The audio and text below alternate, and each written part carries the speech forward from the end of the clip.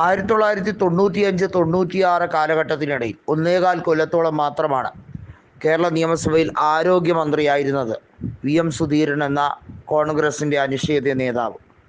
എന്നാൽ മികച്ച ആരോഗ്യവകുപ്പ് മന്ത്രി എന്ന രീതിയിൽ അദ്ദേഹം പേരെടുത്ത വ്യക്തിയാണ്.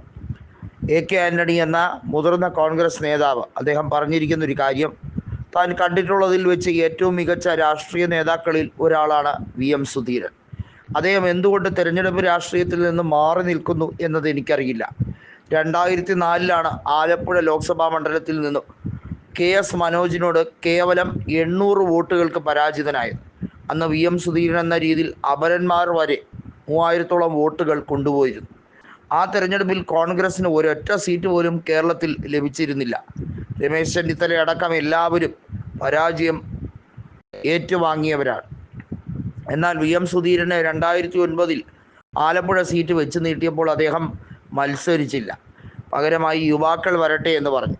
അങ്ങനെയാണ് ആലപ്പുഴയിലെ സിറ്റിംഗ് MLA ആയ KC വേണുഗോപാലിന് നറുക്ക് വീണതും അദ്ദേഹം നിയമസഭാ തിരഞ്ഞെടുപ്പിൽ മത്സരിച്ചതും 56,000-ഓളം വോട്ടുകൾക്ക് അദ്ദേഹം അന്ന് വിജയിച്ചതും. പിന്നീട് 2014 അദ്ദേഹം വിജയിച്ചു.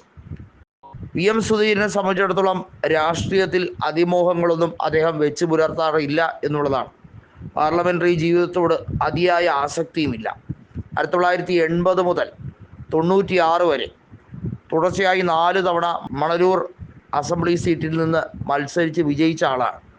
മണലൂർ മണ്ഡലം CPIM-ൻ്റെ കരുത്തുറ്റ കോട്ടയായി ആണ് ഇപ്പോൾ അറിയപ്പെടുന്നത്. ആ മണ്ഡലത്തിൽ നിന്നാണ് VM സുധീരൻ ജയിച്ചു വന്നത്. 1985-87 കാലഘട്ടത്തിൽ K കരുണാകരൻ മുഖ്യമന്ത്രിയായിരുന്നപ്പോൾ അദ്ദേഹം കേരള നിയമസഭാ സ്പീക്കറായിരുന്നു. വളരെ മികവുറ്റ രീതിയിലുള്ള പ്രവർത്തനമാണ് അദ്ദേഹം സ്പീക്കർ എന്ന രീതിയിൽ കാഴ്ചവെച്ചത്. മാത്രമല്ല, അദ്ദേഹത്തിനെ മാറ്റി നിർത്തേണ്ടതിൻ്റെ ആവശ്യകതയും ഇല്ല. VM സുധീരൻ മികച്ചൊരു നേതാവായതുകൊണ്ട് തന്നെ അദ്ദേഹം തെരഞ്ഞെടുപ്പിൽ വീണ്ടും സജീവമാകണമെന്നതാണ് തൻ്റെ ആഗ്രഹമെന്നും AK ആന്റണി പറഞ്ഞു. തൃശ്ശൂരിലെ മണലൂർ സീറ്റ് ഇനി തിരിച്ചു പിടിക്കാൻ VM സുധീരനെ കൊണ്ടേ കഴിയൂ എന്നും AK ആന്റണി പറഞ്ഞിരിക്കുകയാണ്. തൃശ്ശൂരിൽ VM സുധീരൻ ഒരു ഇമ്പാക്റ്റ് ഉണ്ടാക്കിയിട്ടുണ്ട്. അദ്ദേഹം വീണ്ടും മത്സരിച്ചാൽ തീർച്ചയായും ആ ഇമ്പാക്റ്റ് വീണ്ടും ശക്തമാകും. തൃശ്ശൂരിൽ കോൺഗ്രസ് തകർന്നിരിക്കുകയാണ്. ജോസഫ് ടാജറ്റാണ് ഇപ്പോൾ DCC അധ്യക്ഷനായിരിക്കുന്നത്. തൃശ്ശൂർ ജില്ലാ കോൺഗ്രസ് കമ്മിറ്റിയെ പുനരുദ്ധീകരിക്കാൻ വേണ്ടിയുള്ള ശ്രമങ്ങൾ നടക്കുന്നുണ്ട്.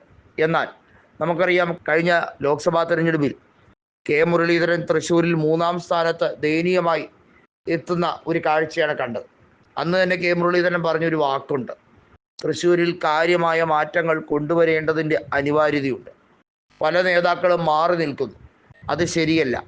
അവരെ മാറ്റി നിർത്താൻ ആരെങ്കിലും തുനിയുകയാണെങ്കിൽ അത് കോൺഗ്രസിൻ്റെ പരാജയമായിരിക്കും. സാധാരണ താഴെത്തട്ടിലുള്ള പ്രവർത്തകർ മികച്ച രീതിയിലുള്ള നിലവാരം പുലർത്തുന്ന സാഹചര്യം വരണമെങ്കിൽ അതിനൊത്ത ആളുകൾ വരണം. എന്നാൽ മാത്രമേ മണ്ഡലങ്ങൾ തിരിച്ചു പിടിക്കാൻ കഴിയുകയുള്ളൂ.